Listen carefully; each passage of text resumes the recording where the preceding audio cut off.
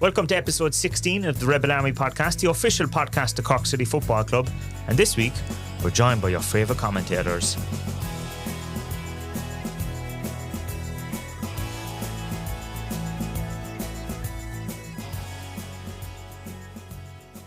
Now, welcome back to the Rebel Army podcast. Joined as always by Aaron. How are you? Very good, Stephen. How are you? I'm good. Nice sunny day at the moment anyway, lovely, after all that actually, rain that we had at the weekend. Yeah, lovely again. 1-1 Friday night. Yeah, disappointing one in the end, wasn't it? Like, we'd started well again, an early goal. The chance, but how the results went elsewhere, we could have put a bit more distance between us and second place, but we're unbeaten. We obviously wanted to win, and Tim was disappointed, the players were disappointed, but it's not the ideal result, but we're still 10 points clear. It looked like we were going to walk it in the first half. It looked like there was going to be 2 or 3 goals by half time, but it just didn't materialise. Yeah, do you know what? The penalty, it was a bit of a silly penalty to get in the end. He kind of kicked it into his own hands. And that's Evan's second penalty, I think, this season that he scored. So, yeah, took it well. That went in. I was like, this will be good now. We get another 1 or 2 before half time and hope, as I mentioned a while ago, put a bit of distance between us and second place again, but wasn't to be. Alec Byrne scored against us. Never nice to see a former player score against you. Not at all. But look, at least we didn't lose just towards the end of the game there. I got a small bit nervous. They kind of had a bit of a counter-attack against us. Shaky, I was like, here we go now. Yeah. You'd always be kind of on edge when something like that happens. But you know what? We held out. I know we didn't win, but when you're under a bit of pressure like that, it's good that you're able to hold out and we didn't make a mistake and concede. But it's another clean sheet gone. Disappointing one. That's 2 goals conceded the last couple of weeks. Bray and Treaty that Brad won't be delighted with. The defenders won't be delighted with. 2 more clean sheets we could have had. But look, as we said, we're still unbeaten. And 2 home 1-1 draws in a row as well. Yeah, since we're back to the cross. Yeah. You know, I suppose it's not the most entertaining and not the greatest in terms of results either, but, you know. Funny, do you know, Tim mentioned in his press conference last week that the start of the season, club were getting a bit of flack for kind of not being able to do the business away from home. We actually seem to be doing the business better away from home now. Yeah. No, it's gone the other way around. Yeah, but sure, look, we've another game now next week at home, so we've, as we mentioned last week, a lot of home games coming up, so we've plenty of opportunities to put that right over the next couple of weeks. Because I remember, was it earlier in the season, we were talking, and there was a good few games at Turner's Cross where we hadn't conceded even a goal, I'm sure. Yeah, we hadn't. I don't think it was probably 4 or 5 games. Yeah. We hadn't conceded a goal. We also hadn't scored into the shed. And then the away games we were drawing, it was 1-0s, 1-1s, right. 0-alls. Yeah. Treaty actually were one of the teams we drew against. And that's kind of what kicked off. I can't remember where it was, but the talk was, Cork City aren't great away from home. Great at home, weren't great away from home, but last couple of weeks that's kind of flipped on its head. Not that we haven't been, we've been bad at home or anything like that. No. We just still probably played well, just didn't get the actual results. Yeah. Didn't get the 3 points, but as I said, look, there's opportunities now over the next couple of weeks to pick up more points at home, and hopefully we'll do that. I suppose anyone at the game would be concerned over Jaden after his being stretchered off. Yeah, I think after the game, actually, to be fair, Tim said, I don't think it's as bad as, hopefully that is the case, and he'll be okay over the next couple of weeks. But yeah, it's never nice to see when the stretcher comes on, you're always fearing the worst, but hopefully he's okay. No, when you see that stretcher come out, you're kind of this is not good. Especially when it's a player as exciting and as young as well as Jaden. We've seen plenty of players over the years leave the pitch and, you know, they're gone for a couple of months and, like it's tough. Yeah, you know, yeah, it's always and especially when a player's so young, you don't want anything to happen to them. Exactly, you nearly want to wrap them in cotton wool. You don't want any other. I'm not saying it's good for the 30-year-old, but what I'm saying is when someone's only starting their career, you kind of want to keep them fit. Exactly, you know what I mean? 100%. But look, hopefully it's not too bad. We'll have an update. We'll provide an update as soon as we have the update. But Tim seemed fairly confident anyway at the end of the game that it wasn't as bad as first feared. And we've said goodbye to one of the players. Yeah, Nathan Wood. We actually had him on the pod. We did. He was our first player we had on. Lovely guy. His loan spell has come to an end. He's gone back to Newport. Tim actually spoke about it after the game on Friday. So basically, Nathan, because of the way the seasons run, Newport season runs a bit like the Premier League season, the traditional August to May. Yes. So he'd been in that, he'd gone into that environment, then came to us. So I think Newport are going back into pre-season at the 1st of July or something like that. So if he had stayed until the end of June, he wouldn't have had any time off. It would have been like 2 years straight of football. That's right, so he needed to go for himself to have a little bit of a break from football first before going into that pre-season to give himself the best chance. But it just didn't really happen for him really while he was here. Like he had an impact obviously while he played, but didn't manage to get on the score sheet. He spoke about his desire to score when he was here and what he never felt happened. like he could do. Don't get me wrong, he did have an impact, and especially when he came on late in the game, you could tell, he impacted the game straight away, and he had chances. He's very vocal on the pitch too. Very loud on the pitch, wasn't afraid to get stuck in as well, which is always what you want to see. And he became, the fans liked him in the early days because of that, because he was kind of throwing himself about a bit. Yeah, the first game against Kerry, actually, at the Cross, he really, the shed especially really took to him. But they just didn't manage to get a goal, unfortunately. But look, Tim said it on Friday, and we said it on social media as well, that good relationship with everyone at the club, and we all wish him the very best. Yeah, but look, it's understandable if he's going back to Newport that he'd leave a bit early. I mean, I think Barry Coffey was talking about that a few weeks ago. He went through, I think, was it 2 years in a row where he didn't have a break in the summer. You want to give yourself the whole best thing chance. with the contract a few years ago when people thought he was leaving as well. But he just couldn't train. There's all these different technical things as well. Like, he's obviously on loan to us, but he's expected back probably for training. Exactly, when they start, you know what I mean? When Nathan was here with us on the podcast, he made it pretty clear at the time, which you often don't see when you have a player on loan. You usually don't have players outright saying, "Oh, I'm leaving in June." Like, it was very much like, "I'm here till June, then I'm gone." So it was always in his plan that he was coming here to get a bit of experience, to go back and try and have a crack at it, be it in Wales or in England or what. But as I said, we all wish him the best of luck, and hopefully now he can forge out a career for himself over there. Yeah, because there's been plenty of players that have come on loan and then gone back and done really, really well afterwards. They have, you know what I mean? So, Owen O'Connell's probably one of the... Yeah, Ryan Delaney as Ryan well Delaney, came over. Joseph Alo, a different one, was like an English player coming over from a Premier League academy, and he's done well for himself at Doncaster Rovers now. James Tilley was on loan. There's a couple of players like that who, even some players who had come to Cork City, done well, gone on to do well in England, but players have come here and not done. They haven't sort of set the world on fire, and they've still done well for them when they go back to England. So it is a worthwhile thing. It doesn't always work out for the club and the player, as we know over the last couple of seasons, especially. But it's probably hard to settle in as well. It is, yeah. A lot of guys, like, you're going to a new country, a new club, you don't know anyone. You're not really there long enough to get to grips with things 100% and to make the friendships and forge the relationships that will probably benefit you. But it's a tricky one, but look, it does work as well. It's, as we mentioned, we've had success, so it's definitely a worthwhile thing for players. We've had some guests that came. You look at the likes of Dan Murray that came and never went home. Exactly, that's the thing. Yeah, you know what can I mean? Have people come here and just fall in love with the place, which is always good for us, especially when it's a player like Muzz and someone along those lines that is that influential in teams. The women had a tough weekend. Yeah, disappointing one on Saturday. So Shelburne away, Talca Park. It's always a difficult place to go, and Shells are one of those teams. They're doing very well on the men's side this year. They've been doing very well on the women's side for the last couple of years.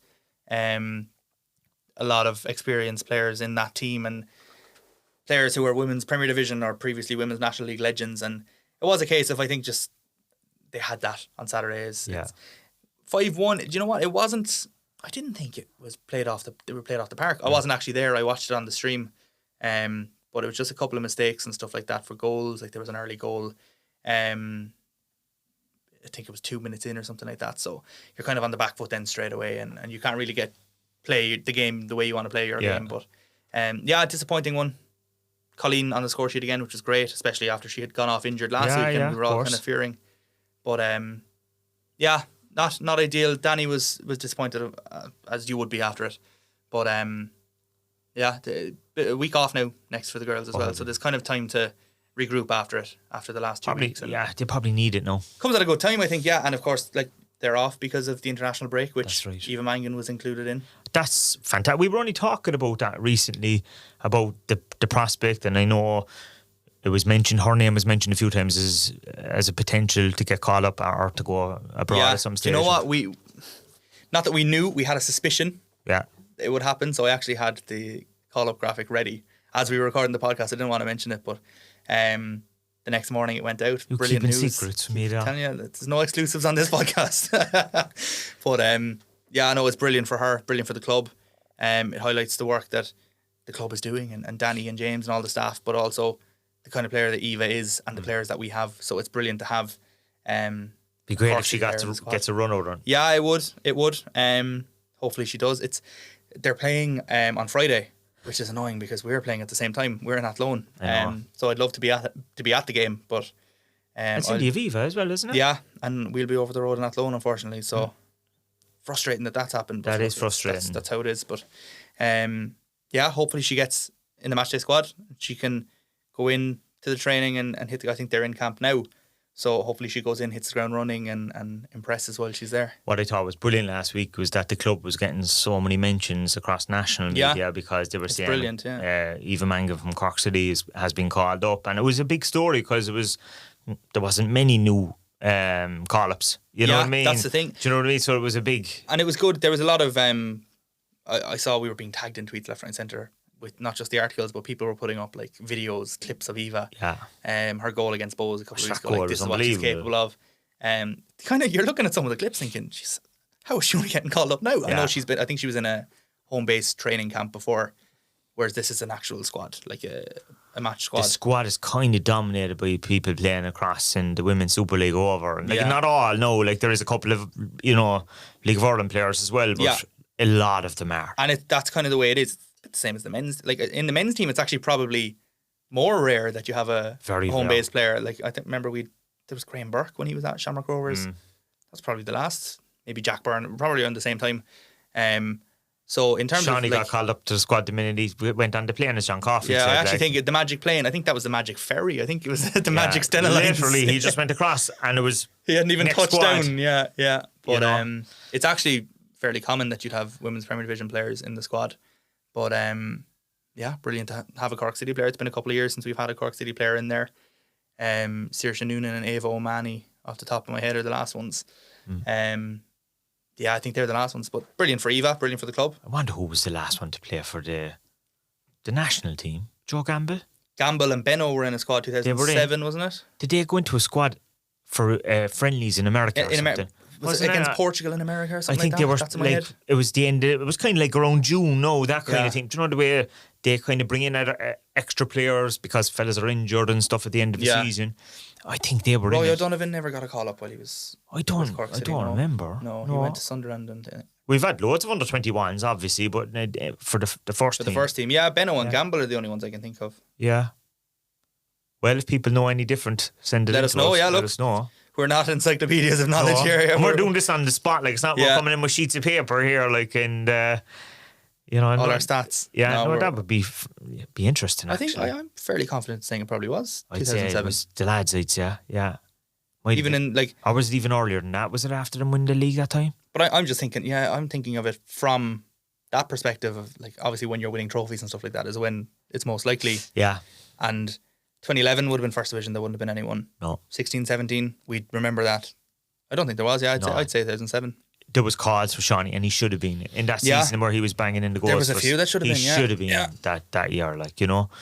But yeah, no, it's fantastic. Great and hopefully there is that rumour that they'll play France in Cork in July, which would be brilliant if would be absolutely brilliant. Would be fantastic, and to support our own at home. First of all, it would be brilliant if it is played in Cork, because it gives a lot of Cork people and Munster-based people the opportunity to go see it. But if Eva did get included in that squad, that would be absolutely fantastic as well. Makes it 4, I think, 4 Cork players in the team then. So, you know, yeah, and look, you'd imagine there'd be a bumper crowd in Páirc Uí Chaoimh as well for that. Yeah, be brilliant to see if it happens. Hopefully it does. You know, you'd have Eva, and then obviously Saoirse being a past player, Denise, and then Megan Connolly as well. Megan is there as well. So there's 4 of them, you know. So so we'll hopefully. We'll see what happens. Yeah. Maybe we could have an exciting summer coming up. Yeah, and who knows? Maybe some more of our players get called up in the future. But hopefully, it'd be brilliant, wouldn't it? Speaking of call-ups, how are the underage teams getting on this weekend? Because a lot of them have been called up to different squads over the last few years. There has, the squads have been coming out. Only had a couple of teams in action again this weekend. So on Saturday, the men's under-20s faced off against Treaty. Everyone was playing Treaty. The first team played Treaty, and the 2 men's academy teams played Treaty as well. But a 3-1 win in Bishopstown. Matthew Murray got 2 and Ronan O'Shea got 1. The women's under-17s also won 3-1. That was Ciara O'Driscoll, Lily Foskin and Phoebe O'Shea got the goals there. They had been 1-0 down at half-time as well. So that was a way to carry. On Sunday, the men's under-15s won 5-1, also against Treaty United. Luke Hurley, Evan Pilo, Denzel Obenge, Charlie Hanover and Jaden O'Donovan got the goals there.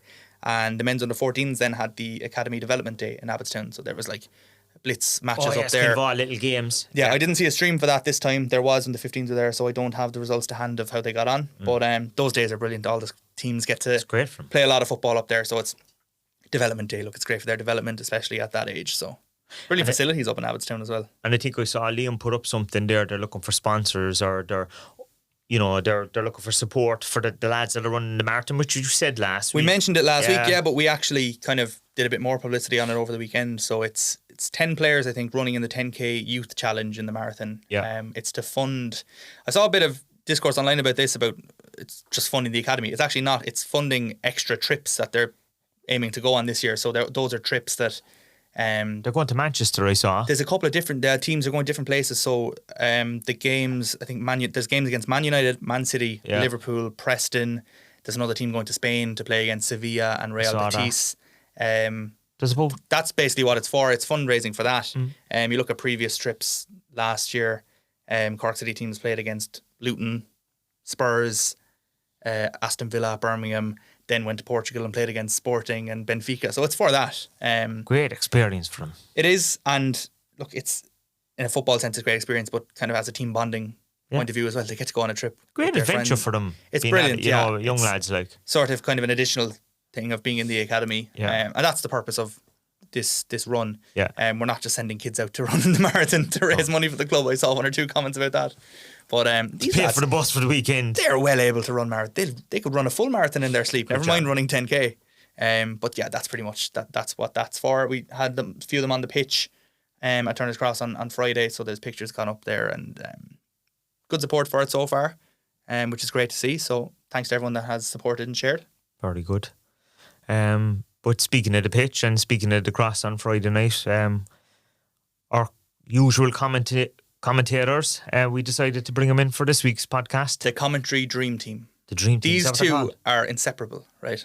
The original idea would have been to have Phil in and then to have Rory in. Yeah, we were going to chat them separately, but as soon as the two of them got a sniff that they'd both be coming on the podcast separately, it was shot down very quickly, and they're coming on together. They're like the commentary dream team. To be fair to them, they kind of came in, made a great relationship between the two of them on commentary together, and they really enjoy it. We enjoy having them, and we have good feedback about them. So they bounce off each other. They do. They bounce off each other really well. And yeah, we're delighted to have them joining us today. So I suppose we better bring them in because they're waiting out in the hall outside. Welcome to the podcast, lads. Thanks, Steve. It's great to be here, Steve. Double the trouble this week. I feel like I'm a bit of imposter syndrome here with Rory in the room. Like, yeah, myself and Longy don't go anywhere without each other now.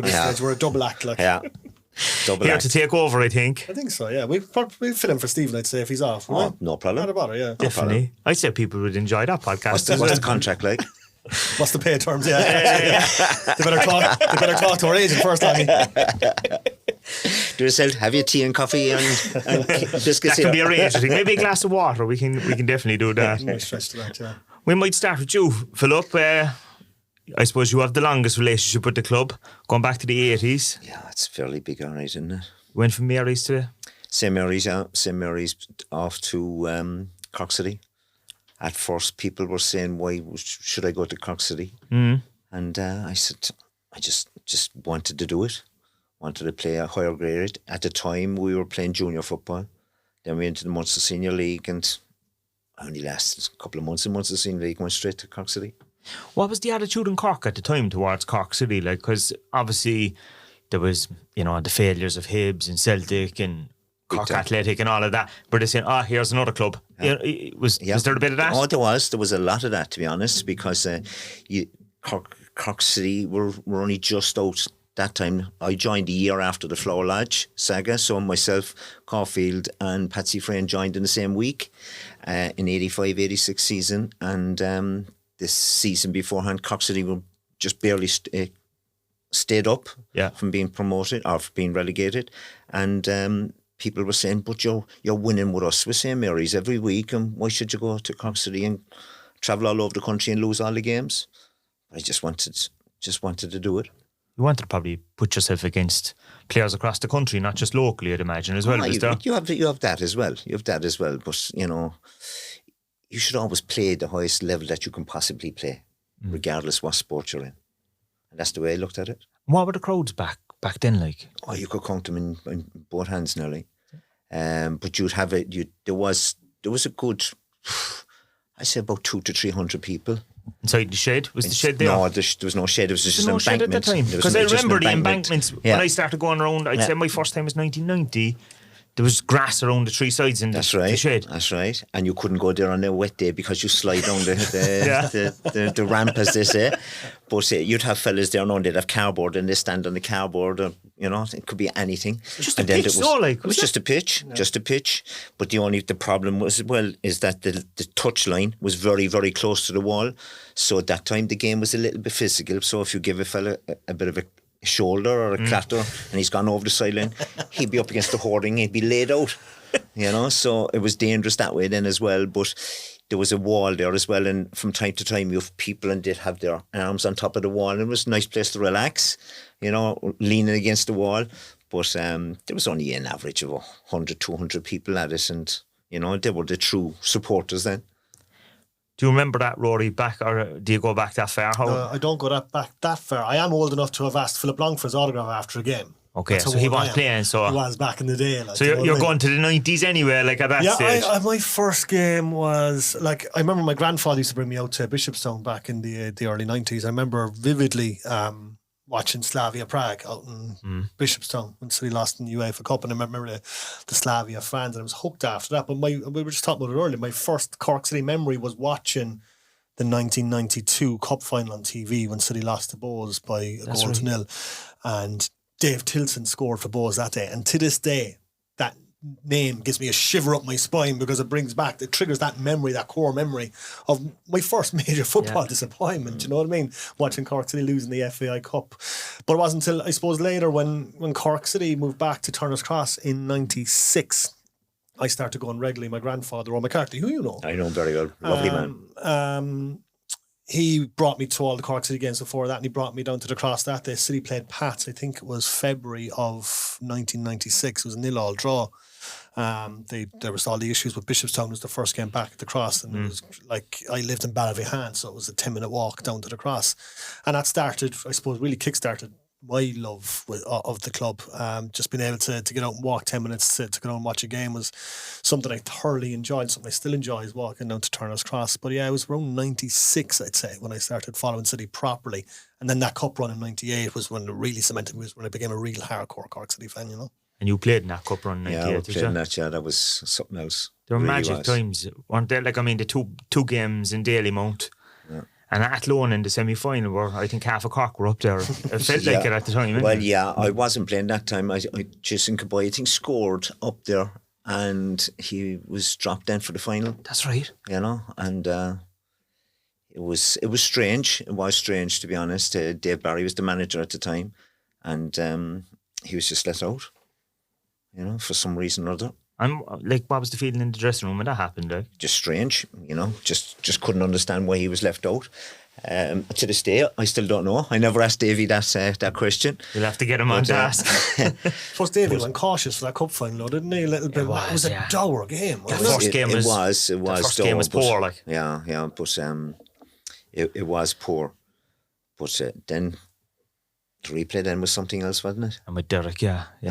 It was great. I was subbed that day, and I came on about 10 minutes before that corner, and 10 minutes after it. 10 minutes after it. Sorry. Came on 10 minutes after it, and Davey says to me, he says, "Don't leave anything past you or anything get into the goal."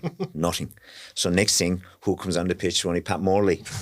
So he went to Declan Daly, and Declan Daly must have said something because he came over to me, and then I said one or two things, and he went into the middle, and there was no way he was going to score that day, But it was a great day. Yeah, Derek's goal that day just burned into my brain. Again, just that core memory of him just leaping like a salmon and putting it into the net. He and the size of him, like, there was no one going to stop him. No, when he was in the air. He was brilliant in the air. He really was. It was a great side, like, under Dave, and he had a couple of European runs, but of course that wasn't your first, I suppose, major trophy with him. You were involved in the team that won the league as well, were you? I was involved in the team that won the league, and that was a hard one as well. We won that in the RDS. was kind of like a playoff series. It was a playoff, yeah, especially in Bishopstown as well. With Shelbourne, there was a couple of great games with Shelbourne, and the whole thing then went to RDS, and I was missing for that one because I got a knee injury. I was only back after an operation. So I had to watch that one as well. I watched all the big ones. There's something in common here. I missed out on the what's it called, Bayern Munich one, which is the one regret I ever had. Yeah. I missed. I went to the trip, but I was on the bench with a knee injury. So I missed those ones.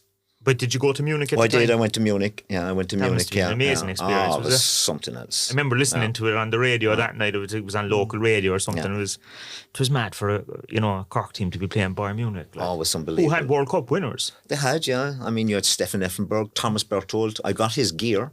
Thomas Berthold. He was in 3 World Cup finals. That's what he was. Right full. And Alan McNally was there as well, and Alan McNally was great friends with Mick Conroy, who played with us. Of course, yeah. So we had a massive session after the game because he took us out in the town and everything.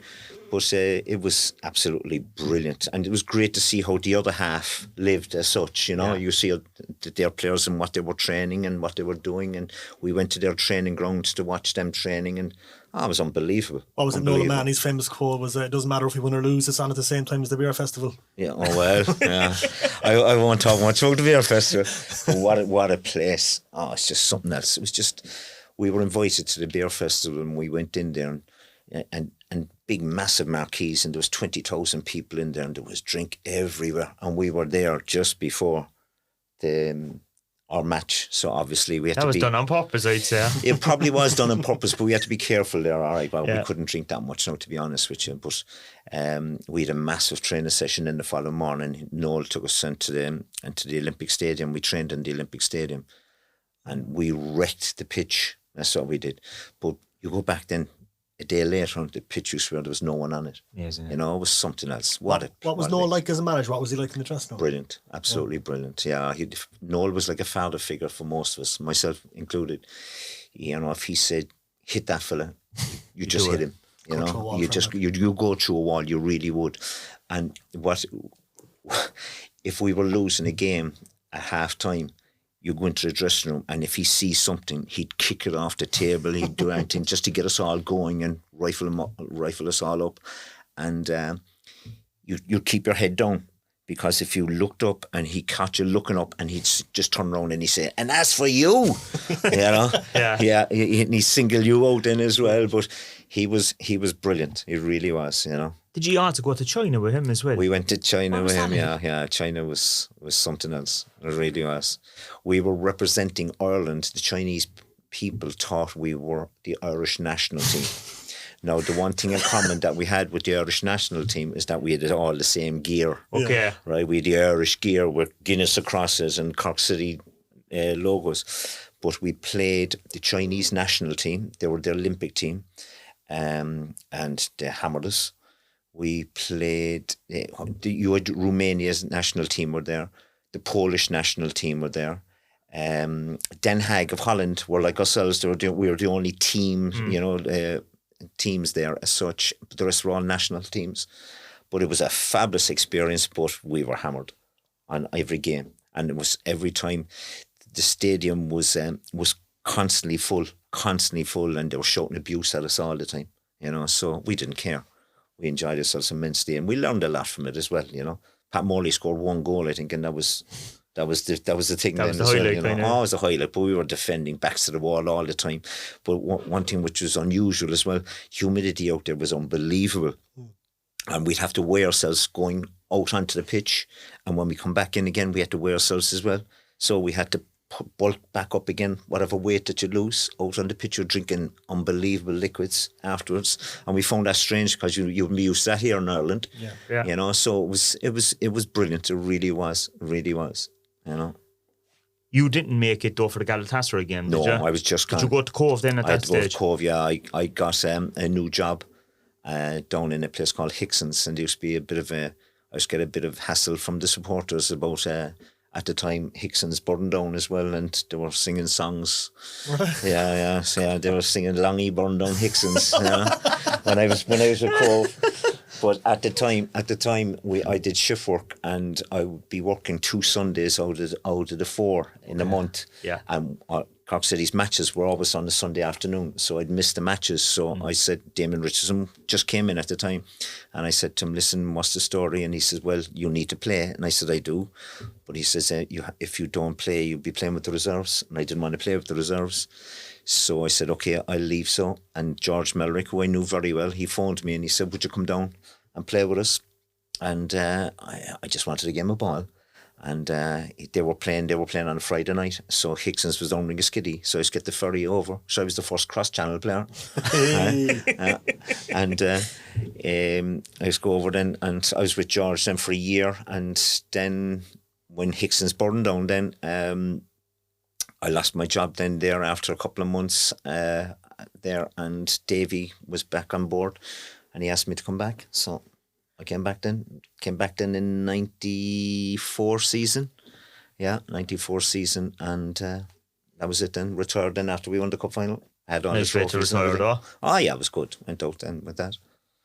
So Rory, you probably remember the Inter-Toto Cup and stuff that time as well, do you? Big time, yeah. That was special. Like those European games were special.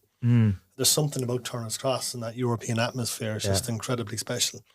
It's just the memories that you get as a football fan. Like my memory's terrible, genuinely terrible. I know, I would say. But a lot of them are like built around football. And you think about Cork City in Europe, you're thinking about Dan Murray scoring against the Pollen Limassol over in Cyprus. You're thinking about the Inter-Toto Cup run 2004, as you were mentioning. It's just they're very, very special moments. And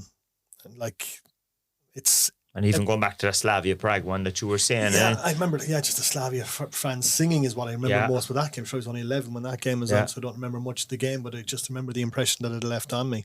But there's something very special about Cork City competing in Europe. You're competing among the very, very, very, very best, and it's a very proud moment to say that your little club in this part of the world is competing on a national stage, an international stage.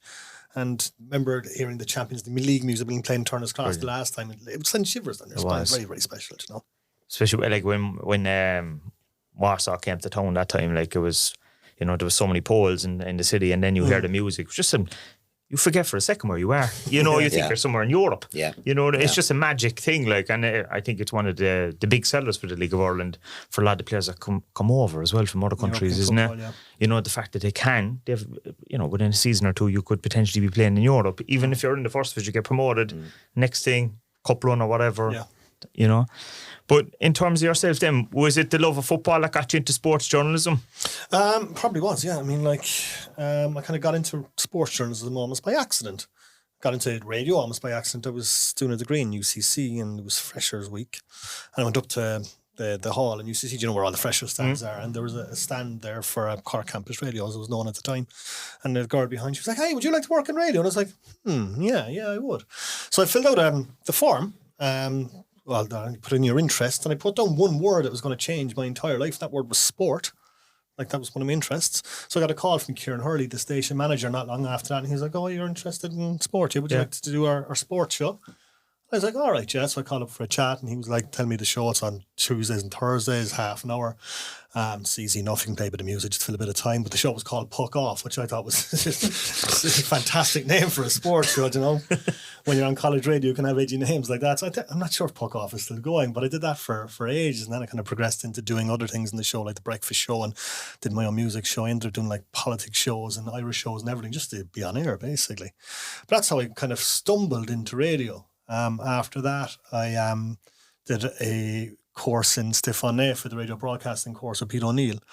And that's, I got into Red FM through there then. And haven't looked back since, and Red FM haven't fired me yet, but I'm still expecting that to happen the shoulder. I have massive imposter syndrome, so I'm still expecting that to happen the shoulder.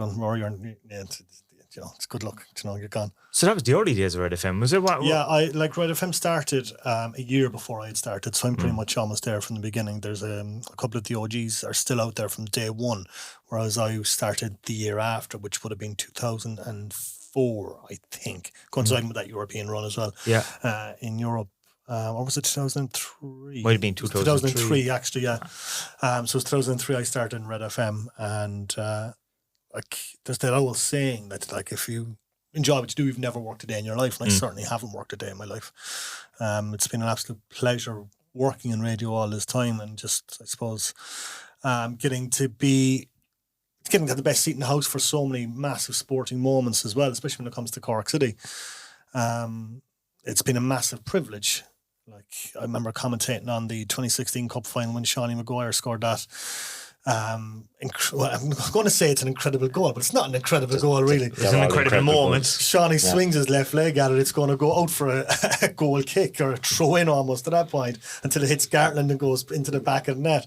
But it was just the release of emotion. And the lads in the box with you on the commentary. Dan Murray and I had Billy Woods there as well. And it was just special to do with like two Cork City legends as well. Like they were two good friends of mine now as well.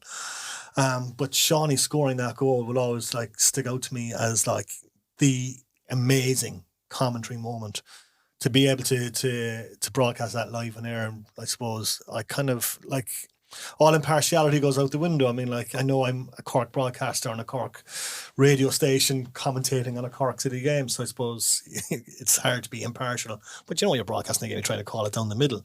But when that went in, I just lost my mind. It was just a massive moment because, as you know, Phil Dundalk had the better of us the last couple of years. Yeah, big time. Beat them and to deny them the double as well that year was special, wasn't it? But it's always that way there, Rory. I mean, they came down to the Cross in '91 and beat us in the league final, and we were unbeaten that time, you know. And you know, Tom McNulty scored that day, and every time we played Dundalk after that, then you always wanted to beat them, like.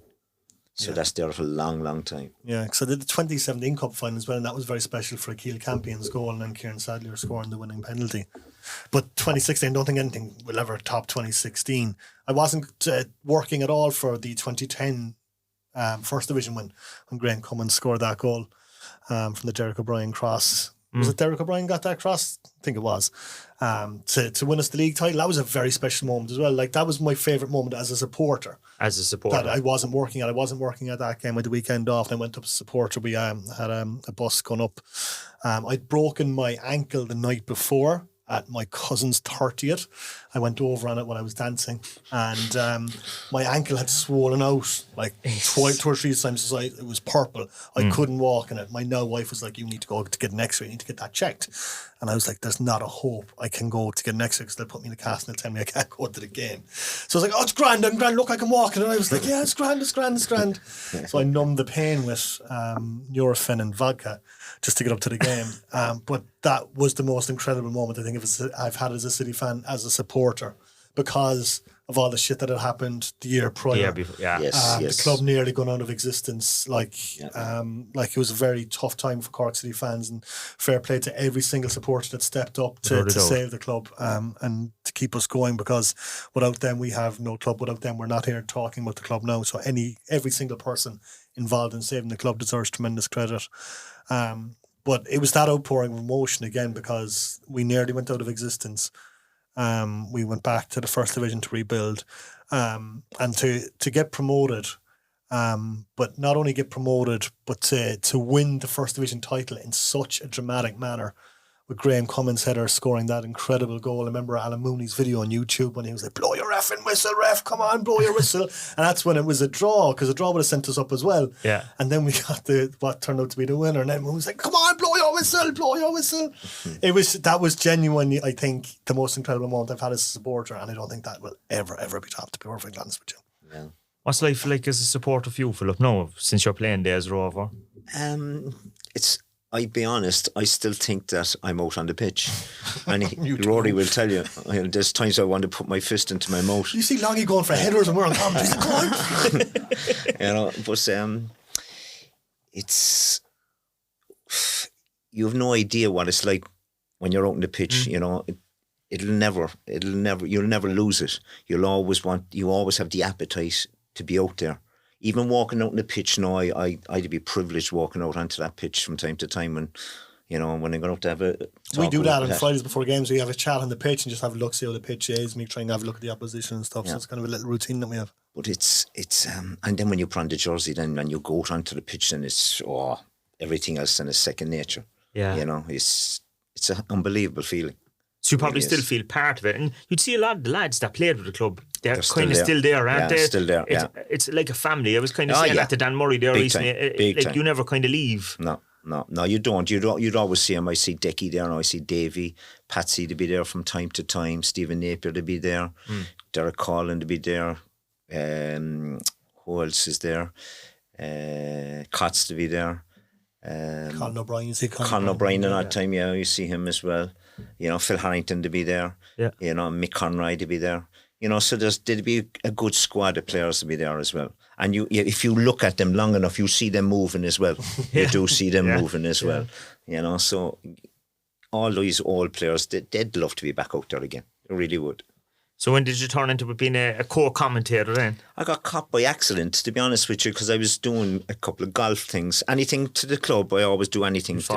I'd fall in, anything. So I was doing a little bit.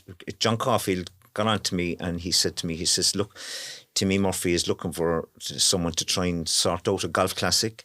And I says, yeah, no problem. So I called Timmy Murphy and Timmy then says, I know nothing about golf. And I said, okay, so I'll sort it out. You just get one or two fellas there and we'll take it from there. And it's been that way ever since. I don't know how many years it is now, to be honest. You've been involved with the club kind of in some capacity then? Yeah, down through the years, yes. You know, kind of in the back.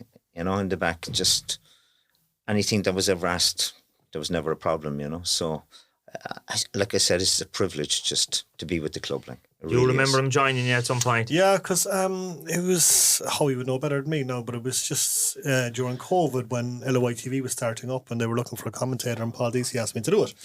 And I was like, yeah, sure, look, I'll be at the games anyways, might as well commentate. And we kind of had a recurring cast of co-commentators at that point, like with the likes of John O'Flynn and Neil Horgan and Dan Murray, who would step in for a game here and there. And then we asked Phil to come on board, and Phil just fell into it like he was always doing it. And like I'd known Phil for quite a long time anyway, but just we had an instant rapport that way.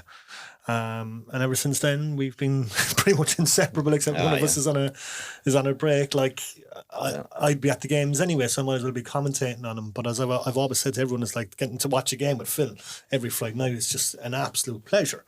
Like the man's a wealth of knowledge. He's like an encyclopedia when it comes to Cork City Football Club. The passion he has for the club is second to none, and I get to stand next to him and talk football with him for 2 hours every night. It's fantastic. My favourite thing about Phil though is, right, if there's any thing you want to find out, right, you know, say like take last Friday, right, Cathal O'Sullivan's out, right, and Langy goes, what's wrong with him? He goes, I don't know, I think he's got knocked. Langy goes, I'll tell you now, I'll go down, I'll find out. So he goes down the stairs, finds Cathal, what's wrong with you? And finds out from the horse's mouth what's wrong with Cathal, how long he'll be out for, when he'll be back. He comes back to me and roar, I got that sorted. Got John O'Donovan's injury news as well. But he's like that. I'd often say to Phil, I was like, I wonder what like the opposition are going to do. And he goes, hang on a second. 2 minutes later, I'll see him walking out onto the pitch to the opposing manager with his notebook, getting notes directly from the horse's mouth, getting the stats, getting like their danger men, getting what way they're going to play. And it never ceases to amaze me how he just walks up, yeah, I'll sort that, yeah, it's grand. That's some talent to have. It's not. It's just asking. Or would they call it a bit of Nick? Maybe I don't know. A bit of Nick. That's all. You know, I was just talking to Rory there earlier on about a certain individual that I tried to speak to the other night and just couldn't understand why he wouldn't speak to me, and as such he wasn't allowed. But that's the way it was. Long he's getting a reputation now, you see, he gets all the inside info. Yeah, but it's great. I mean, we have a great bonding, the two of us there now on a Friday night, and we love it. And our producer there, you know, he's very good in the fairness. maestro. Yeah, the maestro. Well, the amount of abuse we give Howie, that's the only reason I commentate, is just to get Howie abuse for 2 hours. We're still waiting for VAR though, aren't we? Yeah. Well, I imagine if that ever comes into the League of Ireland. Not my job anyway. We'll be there all night, I'd say. That's good. We have a good old crack. There's things that you'd like to say but you can't say as well, you know what I mean? You know, yeah, you have to watch yourself. That's when I put my fist into my mouth as well, and I do that a lot. Yeah, you have to be careful, because when you're commentating, you're like literally talking for 45 minutes at a go. So like, you have to engage your brain before your mouth, which is the old saying in radio: engage your brain before your mouth moves. So like, it's interesting, like the work I do before games, I suppose, I'm compiling stats and stuff all week. I have a spreadsheet of all the Cork City players that I update before every home game, so I've got their stats in hand. Then I'm researching the opposition, I'm researching previous games between the sides, going back through the history. I'm researching about all the players and what they've done this season, what they've done previously, what clubs they were previously, all just that knowledge, all the little bit of information, so that if someone does something during a game, I can say he was with this club, he's played this many times, he scored this many goals. So there's a lot of work goes in behind the scenes before you rock up on a Friday night. It's a good couple of hours of research a week, if not more. People don't often see that kind of you would not. work. You No. know, they think you and just I turn up. witnessed that. I witnessed that now all the time, and I'd be slagging him. What would you call this person's name? What's the pronunciations, yeah. You know, but he is very, very professional. And you have to Fairness. check that. Do you know, when it's a new player comes into the team, and obviously, you know, the away fans are watching as well, for example. Yeah. Are you double checking with the team to say, is this how you pronounce it? Yeah, like most of the time there'll be an opposing team's media person will be down the stairs or an away journalist, so to speak. So you just go down and ask them, look guys, what's this pronounced? And like, you know, with League of Ireland and journalists, it's a very small circle, very small, but it's very close, but everyone helps each other. So I just go down and get pronunciation guides off them. And a lot of times you're watching LOI TV from the week before as well to see what the pronunciations are like there. Then you write it down phonetically next to the player's name, the team sheet. You say it 5 or 6 times quickly, so it kind of gets burned into your brain. Break it down, and then just say, as I say too long, what you do, you say it quickly and confidently, and Yes, no one that's gets it. it. You know? Yeah. So you just hope for the best. He's Now, brilliant. He I know really I've is gotten a lot of brilliant. pronunciations wrong, but like, you know, you just do your best. You know what I mean? Especially in the heat of the moment when the phonetic kind of pronunciation goes out the window, and you just throw whatever out there and just hope it sticks. You know. So how was last year being commentating? You know, the euphoria of getting promoted, and then I suppose the deflation of the season in terms of being in a relegation battle and then getting relegated. Like, what was that like? That was frustrating, but I'd say it was frustrating with the players as well, you know. There was a lots of highs and lows during the season. And obviously the biggest low was being relegated.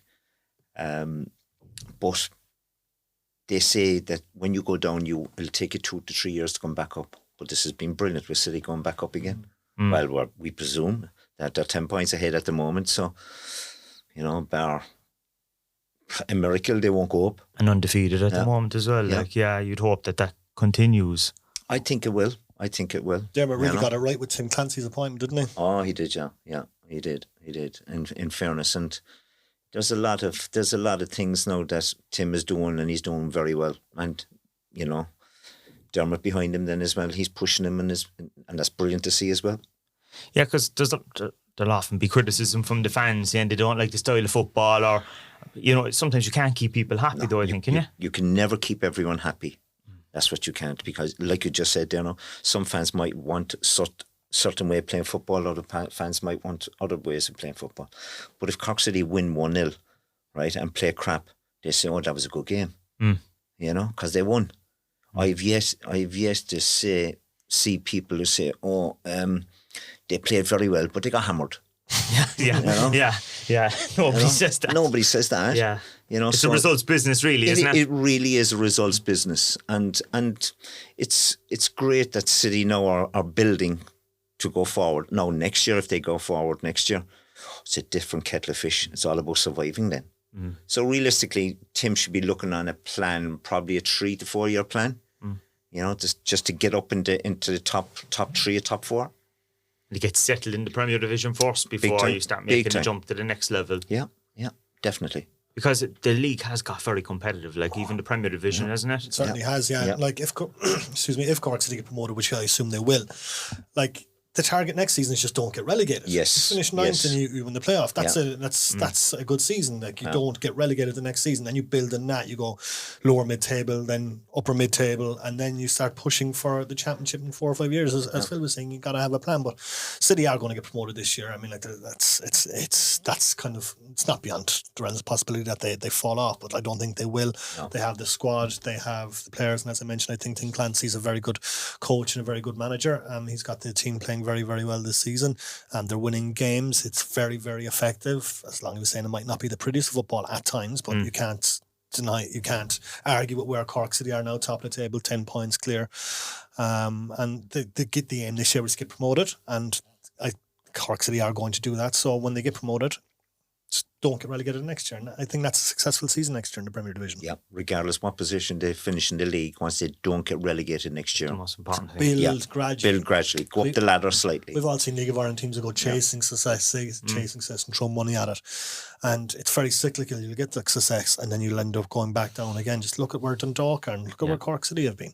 Yeah. And look where Dundalk are now at the bottom of the table in the Premier Division. After all that success that they've had, you'd think that was going to last forever. Yeah. And it just shows you how cyclical League of Ireland football can be. So it has to be sustainable and you have to build gradually. And I think Cork City fans are by and large accepting of that. I mean, like they know that like you could throw money at this project and get fleeting success and be back to where we are now, which is what we want to avoid. We want to like consolidate in the Premier Division and be there and never ever have to worry about a first division fixture again. Yeah, it's probably hard for some fans because they think, oh, it wasn't that long ago we were winning the double, back-to-back cups, we were in European runs. Why are we in the first division? And especially, I suppose, maybe the older supporters as well, that during your time, Phil, they never got relegated, really. Like, it's such like they were kind of, they were but they were always close. I mean, the first year they were close to the bottom. They nearly got relegated the first year in 84, 85, right? I think Shelbourne kept them up, right? And from there on then they just gradually progressed. But they went through the bad times then, probably in the 2000s, where they really lost control of wages and stuff like that. And financially, it was a disaster. So it went down a little bit then again, and it's starting to go back up now again, hopefully. Because if you look back to the 90s, the club probably was more of a mid-level kind of team, wasn't it? Middle of the table. It wasn't really challenging every year. Yeah, obviously they won the league, and they came second another time. But most of the time they were kind of competing for the European spots. Yes, true. But never in relegation battles, really. No, there was never really in relegation battles. But then again, you had a different type of football then, that time. I mean, you go through the 90s and the chances are there's only about 2 or 3 professionals on the team. Yeah. The rest of them were semi-professional players who were working during the day and training at night. You don't have that now. The team now are all professional. It's a big difference, and there's a lot of money at stake as well. And the league back in the 90s, were the likes of Shelbourne, were they professional or were they part-time as well? All part-time as well. They all part-time as well? All part-time as well. So again, it was a different type of football then as well. And as you said about, trying to, do UEFA and stuff like that, that's what they were trying to get at the end of the day. That was their, that's goal. Their goal, yeah, exactly. And once they got that, then they got an extra couple of bob. Yeah.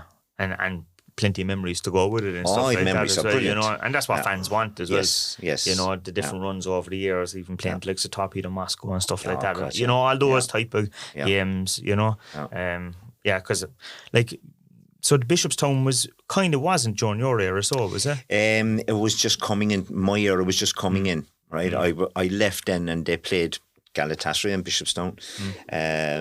I remember playing Celtic and Chelsea out there, and there was Vinnie Jones playing for Chelsea. That's right, yeah. And Liam Brady didn't want to play on the pitch because there was no perimeter around the pitch, and he called it a building site. So there was, when you go back on all the stories, everyone would have a story about Cork City. I'm surprised that there's not a large number of books printed about Cork City and stories. I'm sure, with the 40th anniversary, I wonder, is there someone write one in the background somewhere? Yeah, it could be. They could be. But we need Horgan's books anyway. That can. Yeah. So it's, City are they're progressing now again, and they're starting from scratch again, and there's a long way to go again. What do you make of all the young players playing this year? It's very different, isn't it? It's different because it's the first division. They'll get away with it in the first division. Premier division is a different story. You won't see many 16-year-olds in the Premier division. You won't. Too tough. It is tough. They're not mature enough. Physically, they might it, but no. It's a very, very hard grade of football to play in Premier Division. On the other side of that, then, though, it's been so exhilarating watching Cathal O'Sullivan light up Turner's Cross. It's been so exhilarating watching Jade Nume. Just the way that he's been playing. the two of those guys, they're very, very special talents. Cathal O'Sullivan, I think from the moment we saw him in the first division this season, like, this guy is special. Yeah, and he is special. They're both special, Rory, but they're playing and everything now is being videoed. Everything is being videoed. Okay, so they're playing now. Okay, they go into the Premier Division. Your first year, you'd always play well in the Premier Division because the fella you're marking hasn't got a clue what you're like. Okay, so you're going to play very well. But now with the video analysis, he's looking at it now and he's saying, "Oh, Cathal O'Sullivan, he gets the ball, he comes inside, and then he checks back on his left. Okay, I'll watch that." So he knows what he's going to do, and he'll nab him before he does anything like that. First Division, you won't get that. Yeah. You won't get that. The level of detail in the Premier Division. Unbelievable. And fellas be whispering into your ears and they be doing this and doing that. It's just a total different game. And you have to be physically strong. No, I was amazed when I stood up next to Cathal now on Friday night. He is a nice build of a young lad now, to be honest with you. And that will help him big time. But at the moment, he's 17 years of age. He's learning his trade. The sky's the limit for him. And hopefully he'll go abroad next year.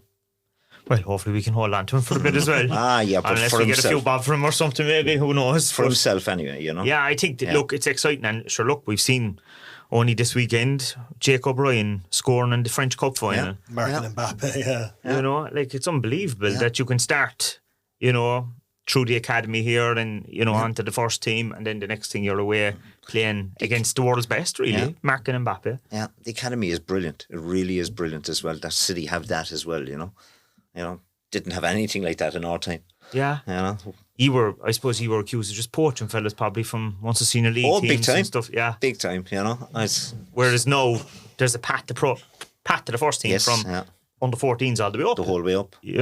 It's fantastic to see, it really is brilliant. What was the standard like, Phil, when you went from the Munster Senior League to the League of Ireland? Was there a massive difference?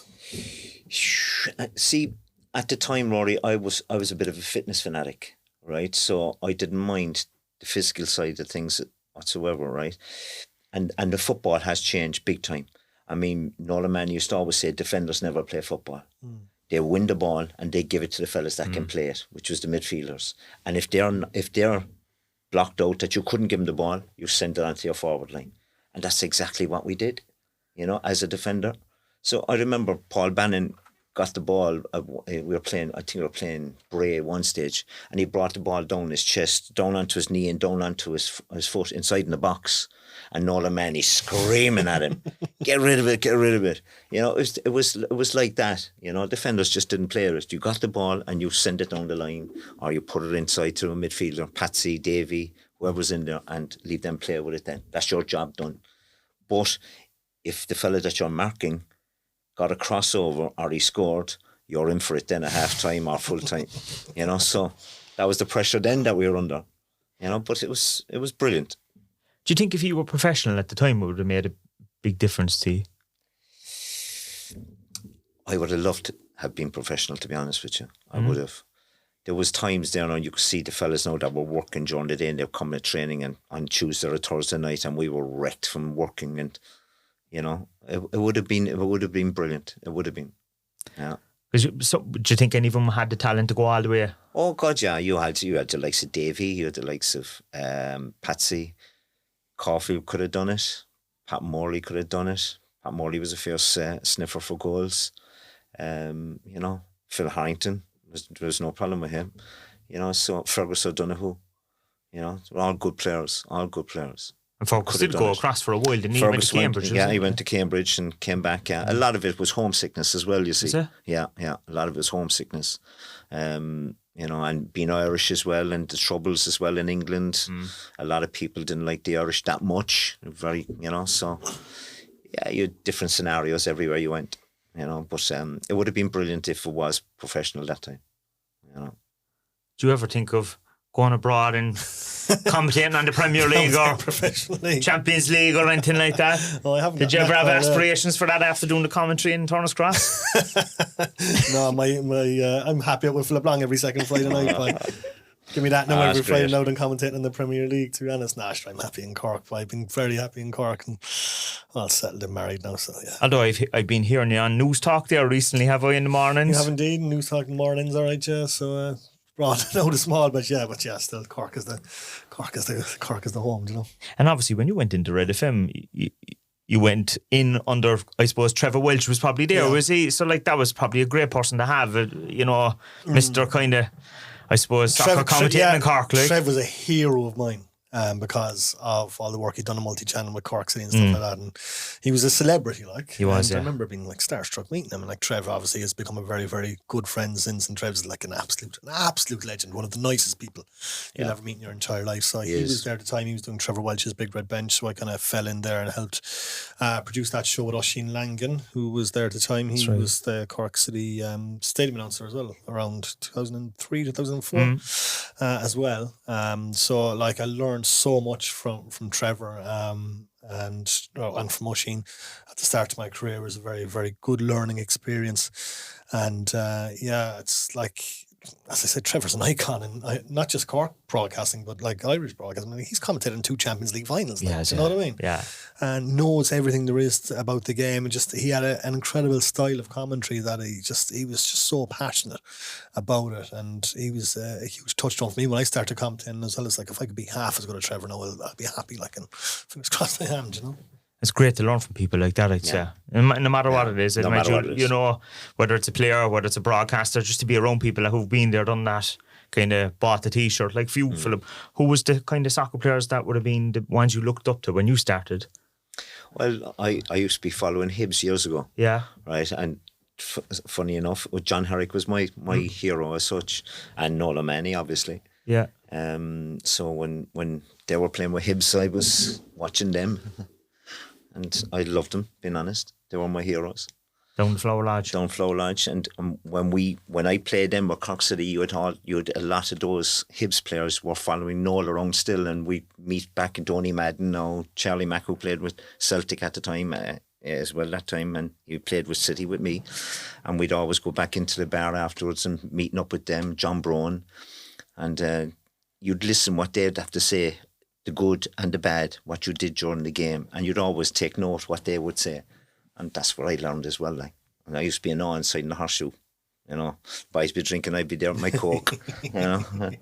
You'd always have that though after as well on a Sunday when the fixtures used to be on a Sunday, kind of 2:00, weren't they? Yeah, that's right. After the match, they'd all go in then to either the horseshoe or the beer garden, and you'd see them all in there watching whatever game was on Sky at the time or whatever like that in the 90s.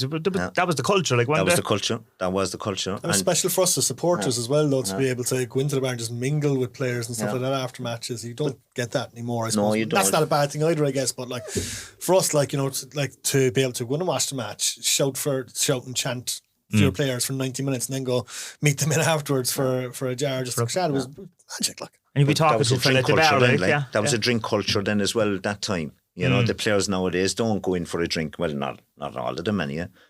But you could have the first 11, my time inside there. I suppose maybe sports science and everything, all of that. All of that, yeah. There would have been none of that kind of in your time. No. It was like completely different. So if we take back, you know, the club is obviously 40 years this year. You've been around for a lot of it. What are the standout moments for you? Standout moments for me, I suppose, always when City get to a final and winning or losing, they would mainly be the standout moments. You have people down through the years that were there from through thick and thin. Other moments, I go to the Cross now on a Friday night and I see the volunteers around the place and they're doing it for nothing, you know, and they love the club. That stand out to me. And then you go back through all the years that fellas have been doing it and helping out, you know, all through their heart, what they want to do, you know, they're helping out the club in some way or other. They're all special people to me. And without them, as Rory said earlier on about people in general helping out with the club, without them, there wouldn't be a club. That's right, yeah. You know, without them, there wouldn't be a club. Now Dermot Usher's after taking it over. It's his club now. He's bringing it forward as well, the way he wants it done, which is great, you know. But we'll see what the next 10 years is going to be like. Yeah. as we approach the 50, when we celebrate 40 at the moment. But Rory, for you, what are the key moments? I think we touched a lot on them anyway, but it was the 98 Cup final with Derek getting that goal. We haven't even talked about the 2005 league team, which was my favourite team. That was your team? That was my team, yeah. Under Damien. That team was electric. That year, 2005, was incredible. Like, you had absolute quality all the way from 1 to 11 in that team. Like, you Kevin Doyle lit the place up, then Roy Donovan stepping up. Like Neil Fenning was like just so beautiful on the ball. The best first touch I've ever seen of any footballer at any level. That back four with Dan Murray and Alan Bennett and Danny Murphy and Neil Horgan, and then you'd Mick Devine on goal, who I think genuinely should have gotten an Ireland call-up that year. He was a performing great keeper. so well. And the football that Damon had them playing, it was proper, like, you know, get it to the wingers, get it into the box. It was proper exciting football. It was a pleasure to watch that team. So therefore, that night against Derry City in 2005 was just an absolutely incredible moment. I remember being, I was doing the PA announcing that night, actually. I remember I had to say, like, just before full time, just, you know, stay off the pitch, you know, like, you know what I mean? Forget about it, the chant came up from the shed, going, stay off the pitch, you're having a laugh. But that was, like, again, just an incredible moment following Cork City. And then, as we mentioned, there was the Shawnee Cup final, there was the Cup final after that, there was the promotion in 2011 as well. But, like, a lot, for me, like, following Cork City isn't even about the football. It's like, it's part of it. But I mean, like, when you're a Cork City, like, most of my close friends I've met through following Cork City from being a teenager. We're still very close friends now. As Phil was saying, I kind of go to the matches on Friday night just to see everyone and have a chat, like with Long, you know, or like with Derek or Derry or Trev, the security guys, or with Eric or Mick Ring. It's just good catching up with people. It's a good social outlet as well. And like, football's only part of following Cork City. It's like the stuff off the field is almost equally as important. There's also that sense of belonging as well. Like, you know, when you follow your hometown team, was my grandfather instilled that in me as well, Owen.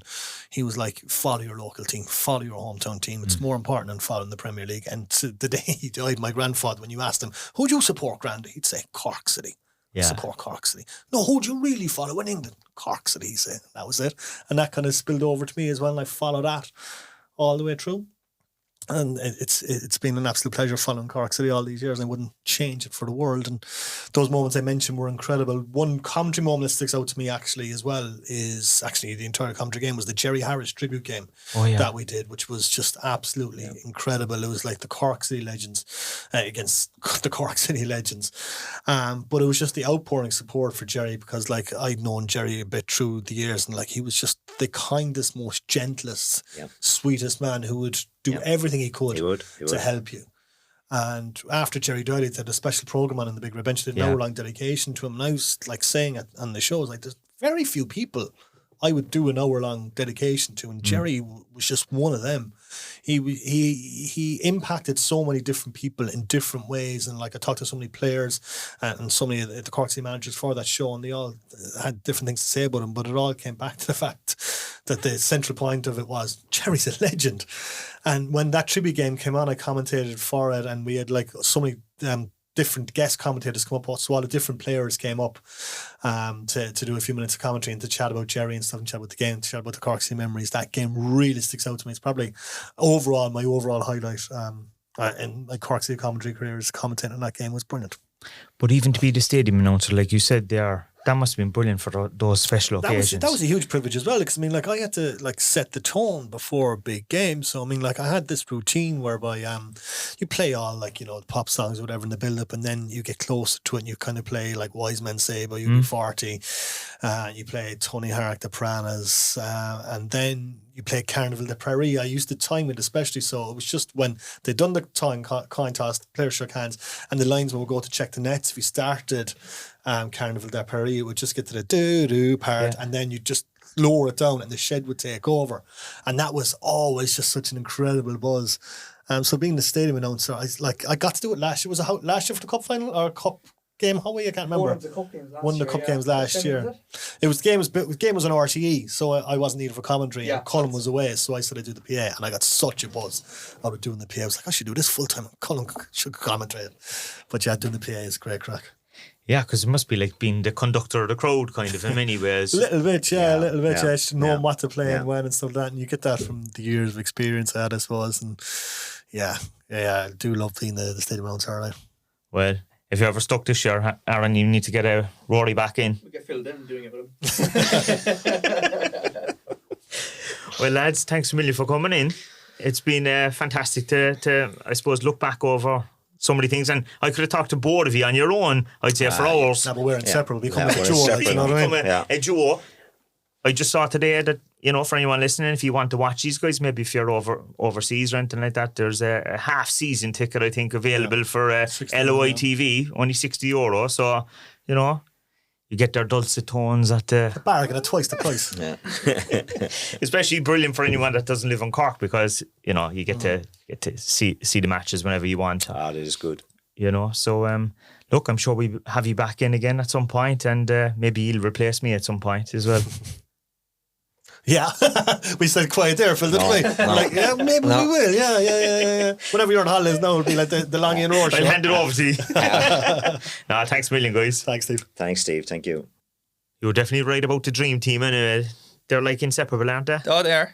They're two Cork City legends in their own right. But yeah, no, they get on really well together. Two of them take great pleasure in slagging me on a Friday night as well, which is great. But that's all part of it as well, isn't it? Well, we'd probably have to get him back again, because like I'm interviewing him there, and like you're jumping from one era to another era, back to the other era, because of the way the conversation was going. So I felt like it was back to the future there going. Yeah, and there's so much knowledge of Cork City as well, from all different aspects, from playing, watching, commentating. Rory's doing PA and stadium announcer. There's that aspect and that perspective of the club as well. There's so much to cover. And yeah, we could probably have both of them back in again, to be honest. Yeah, and even that kind of insight into, I suppose, using the PA to kind of get the crowd going. You know what I mean? These are all things, I mention it all the time whenever we kind of have a different perspective on this. That's our logic behind this podcast and the guests we're having in. We can have players on, we can have managers on, but it's the other perspectives of how other people see the club, the little bits behind the scenes, like Rory's mentioned there, as you were saying, timing the music, like timing brilliant. Carnival de Paris to get the shed going. Yeah. A lot of people would never even cross their mind because they go to the match, watch the match and go home.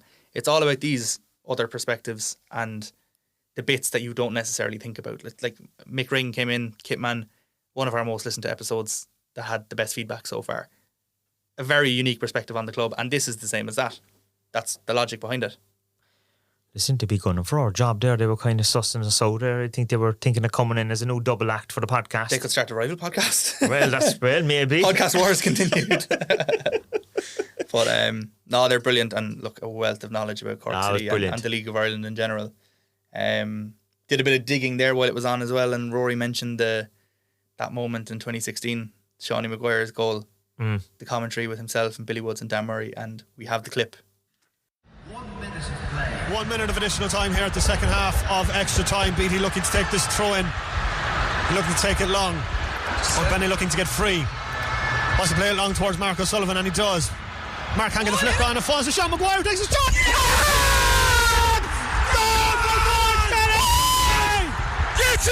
Get in! Absolute scenes here at the Aviva Stadium. The entire Cork City bench is emptied as they all go to celebrate with Seanie Maguire. It was Stephen Beattie's throw-in. It landed at Seanie Maguire's feet. He turned, he took a shot, it was deflected, and it squirmed past Rogers. And Cork City, in additional time of extra time, have taken the lead. My God, lads! Unbelievable! Oh, amazing! Look at Biscuit! Biscuit's on the pitch! Get off, Filza! Get off, Filza! The entire Cork City bench has emptied. The flares have gone off away to our right. I can see Mick Ring's feet from here, look. Incredible scenes. We're just watching the replay. The ball bounces, falls from Maguire, who hits it left-footed. Takes a deflection, I think it's off Gartland, and it just squirms past Marky Sullivan was well involved with it. Marky was the first header. In you go. Seanie was a goal scorer, top goal scorer in the league. Wow. Unbelievable, isn't it? Unbelievable. I actually, they were playing that recently. I think, you know, Rory's obviously on breakfast in the mornings there on Red FM as well with KC, and they played that clip, I think, again. They were on about commentaries or something like that, and they played that. I could listen to that all day. Yeah. What a moment that was. Rory mentioned it there in the interview, called it an incredible goal. He was like, well, it wasn't incredible. Like, technically, like, technique-wise, it wasn't. It was the most incredible moment. It's brilliant. Brilliant. Imagine you weren't a Cork City fan and you're just driving along in your car and you have them on the radio and they Yeah. sit there screaming at you. And I'm sure, like, yeah, I wonder, like, you know, is there any stories that fellas were listening to it in the car because they couldn't go because they were at Or work listening or in something? work, yeah, trying You to be know, professional, yeah. Actually, if anyone was, actually, you might send it in to us. Actually, be really interesting to see what, like, maybe you were not supposed to be listening to something at work. And Yeah, if anyone who wasn't in the Aviva, really, where you were, whether you're watching it at home or yeah. tell us where you were, tell us how you celebrated it, more importantly. That's the main. I remember the goal went in, we celebrated mad, and I looked around for my buddies. I was about 15 rows down the stand from where I was when the goal went in. So I still no idea how that happened, but Yeah. oh, what a moment. That clip, goosebumps listening to that. Like, Yeah, I remember hugging some fella next to me. I don't know who he was, but then, yeah, it's those moments, like, they're brilliant, like, you know. Dan Murray on commentary as well. You could hear him screaming. He doesn't need a microphone. You'd hear him in Cork from he's the Aviva. brilliant. No, Oh, brilliant. no, great, like, you know, and the likes of Ruairí plays a huge role, you know, not just Ruairí, like, so Cullum as well, and people like that in the club, like, where they're like the voice of the Yeah, club. they are. They're very much the voice of Cork City. People Yeah. listen to, you know, we share goal clips, highlights, all that sort of thing. More often than not, it's one of the two of them. Yeah. Their voices are in it, and that's what people associate. Like Rory was talking there about when he was younger and looking up to Trevor Welsh because he was on all the multi-channel feeds and Yeah. all the sport, football, but most importantly, Cork City matches. There are people now who forevermore will be watching back Cork City clips and will associate Ruairí O'Hagan or Colm O'Sullivan with Cork City. It's brilliant. Like, Yeah. We had a different voice on the PA the other night. we did. Alan O'Brien did it. Yeah, Yeah. Colin was away. Alan filled in for us. Did a great job. Yeah, he did very good. Brilliant. Yeah. Yeah. He's done a lot of local finals and stuff at Turner's Cross. So I would have worked with Alan a bit at those. But yeah, he commentates as well. Brilliant guy. Alan was a student of mine years ago, actually. Was he? Yeah, but Didn't know I'd say that. about 8 or 9 years ago. Yeah, when he did a masters. Yeah, yeah, because I saw the name and I said, hey, he looks familiar, and then I was like, yeah, the same guy. Yeah, it's Yeah, a me. lovely fella actually. Really good at what he does.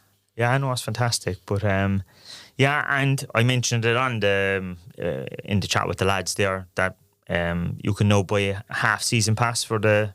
For LOI TV, yeah, half season pass, €60. There's 17 league games left. That's like €3.50 per game. Yeah. And that's only for the men's, but the season pass includes everything. It includes the Women's All-Ireland Cup, the Women's League, the Men's Premier Division, and it works out at $3.50 per game. Brilliant. That's incredible value. Yeah, and incredible. people can watch it on their TV and their smart TV and stuff. Yeah, where there TVs, laptops, phones, no matter what, it's Yeah. available on every device. Streams are good. We've had good feedback. We kind of mentioned it last week. We tweaked our stream setup last Friday. No issues. Had good feedback. So Oh, very good. yeah, that's good. So long may that continue as well. And that's again with the games that are left, €60 if you don't have a season pass already for the rest of the games. Includes all of our home games and away games. So look, I can't stress enough how incredible value that actually is. Yeah, no, it's brilliant value. And especially now with a lot of, well, I know the Euros are coming up, but there's a lot of, you know, maybe nights that won't have football on the TV. Yeah. This is your chance. People looking for their local football fix, which Yeah. we're happy to oblige on a Friday night or a Monday afternoon, as the case may be. I see kind of Virgin are kind of getting ready for it already because they had a League of Ireland game on a Thursday night last week, which They was did, yeah. different. Waterford Drogheda, yeah. You know, you never see matches on Thursdays. Don't know what the reason for that was. Was it just to test the numbers or what? But by all means, it went well. I was looking at following the conversation about it on Twitter. Everyone was watching it because no other League of Ireland games were on. Yeah. That's one good thing about putting games on a Thursday. It kind of, to me, that would make more sense. It makes sense. Like, Why would you put the match on the same time as the other matches? exactly, like most of your audience or your, prospective audience are at a game elsewhere. So put it on a Thursday, or you look at Sligo Rovers play on a Saturday, Longford play on a Saturday. Obviously, it's not ideal that you play on Saturday, but televise it. People will watch it. If it's a big game, Yeah. you know, other leagues around the world do the same thing. All They the time. stagger, yeah. Do you remember during, I was talking about Watch LOI last week, which was the streaming service during COVID. The games were actually played on the most random days at the random times, and everything was staggered. So for that reason, so that the audience watch weren't it. all watching Yeah. the same game. I remember we played Finn Harps Yeah. away on a Sunday, like a 2:00 kickoff or something like that. Yeah. Just obviously for that purpose. But Thursday Whatever, games are an yeah. interesting one. Like we've got one coming up next week. We're Cove at home next week on Thursday. Why is that? Or sorry, is it next week or the week after? Is it to do with, no, it's probably 2 weeks' time. 2 isn't it? weeks, yeah. We've Longford next week, yeah. Yeah. Is it to do with the mid-season break or something? Yeah, I don't know. Like the mid-season break, it's that weekend. Or would it be the start of the Euros is the following night? that could be why actually, 14th. That's probably UEFA rule that no domestic Maybe. football can be played. Because there's, UEFA business like, yeah. Yeah, true. Probably is that. But look, again, worthwhile experience and exercise to do it on a Thursday and see how it affects the crowds, how it affects the viewing figures. I don't know if there's a game down to be televised that week. Kind of negates what we were saying about no other games being on. But look, we'll see. It's something new. Actually, I've always enjoyed going to games on kind of weird days in the summer. Not so much in the winter because you'll be busy, life gets in the way kind of, but in the summer, like when there's a friendly on a Tuesday night or something, like there's something nice about it or something. Or I used to love like drawing in the cup and you get a replay the following Monday. Yeah. I know for the club working here now, if something like that happens, it's a nightmare because you've loads to plan. I remember if I was in school on a Friday and we had some team away in the cup and we draw, you're like, oh, it's a job, we replay now on Monday. Yeah, you'll be looking forward to it, like, You kind of kick off the week, you know? Exactly, great way to start the week, yeah. Yeah, so, it'll be interesting to see what way it goes. Any other things happening at the club at the moment? Not at the minute. We had an interesting conversation there about something coming up with the podcast over the next couple of weeks and months. But watch the space. We won't go into too much detail We won't go about into it. too much detail. Over the next couple of weeks, you might have some bit of movement on that. Yeah, look, people are still listening to us, so we're delighted with that. Yeah, we're getting good feedback as well, so people are enjoying it, which is great. And we are mixing up. Look, this is our, I suppose, first season doing this, and we're learning as we go as well. And I mean, with people's feedback, we'll get more things in, and there might be more discussion. Because you could see there the way we were there in that conversation, it was like a three-way chat, and even you were kind of joining in as well. So we might be doing more of that kind of stuff as well. More of a roundtable discussion type thing. Every now and again, you probably do that. It won't be all just one-on-one type of thing. Yeah, look, we said it back in the first episode, and we're still saying it. It is something that's going to evolve over time. The listener numbers are still going strong. People are enjoying. We're getting positive feedback. And any negative feedback we're getting, we're taking that on board as well. And look, we'll be here as long as people are happy to have us here. And we're very conscious of the fact that there's a lot of people who follow the club that maybe can't get to every game, maybe don't know the ins and outs of everything that happens at the club. So we're trying to fill that gap for them as well. Because sometimes you might be listening to us thinking, like, what are they telling us the obvious things about? Yeah, that's the thing. Yeah, it's not everyone listening to this podcast has the same level of knowledge of they don't. There's a huge the club and the goings on at the club. Yeah. That's what, again, it goes back to different guests and stuff. We had Mick on. I go back to the Mick's podcast. A lot of people may have never heard of Mick. A lot of listeners, that was their first introduction to Mick and what Mick does. Or right. Aina, what Aina does. The lads here, they might have never watched the stream and they just follow online, and now they've met our commentators. That's what it is. We want to introduce new people to new parts of the club, and people who know these parts of the club, give them a bit more knowledge on it. And as I said, it seems to be working. People are enjoying it, and we're happy with how it's gone.